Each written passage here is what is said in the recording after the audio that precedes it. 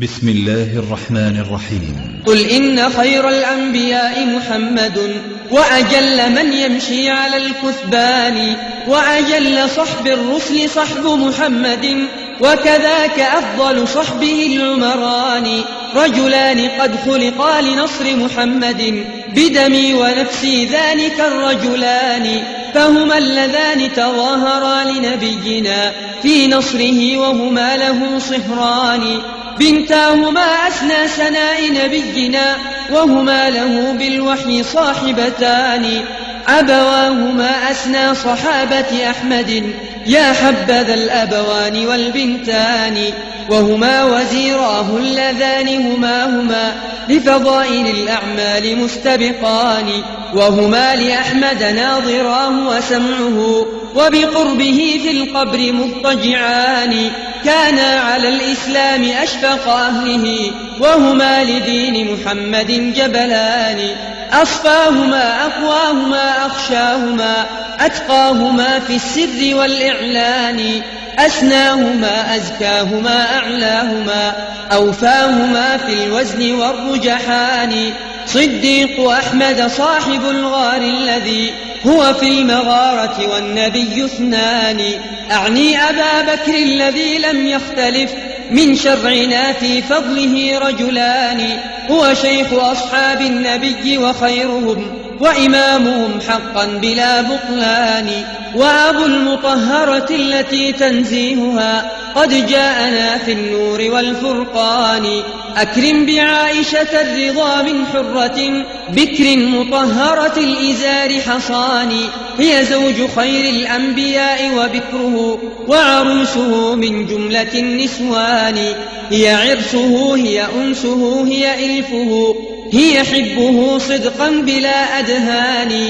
أوليس والدها يصافي بعلها، وهما بروح الله مؤتلفان. لما قضى صديق أحمد نحبه، دفع الخلافة للإمام الثاني. أعني به الفاروق فرق عنوة بالسيف بين الكفر والإيمان. وأظهر الإسلام بعد خفائه، ومحى الظلام وباح بالكتمان.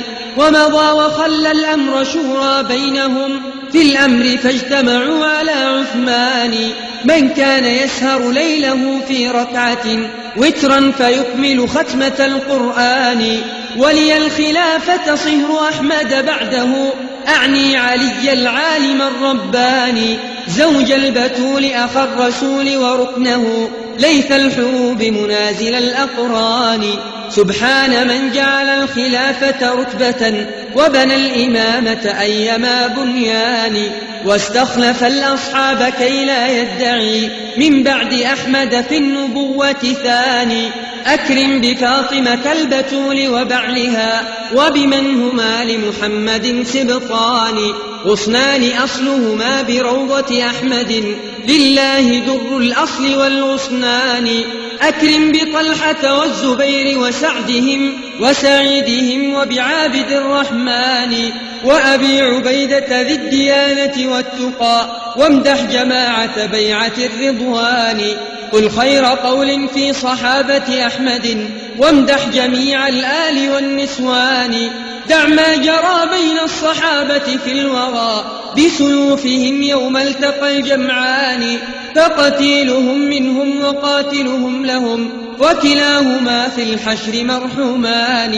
والله يوم الحشر ينزع كل ما تحوي صدورهم من الأضغان.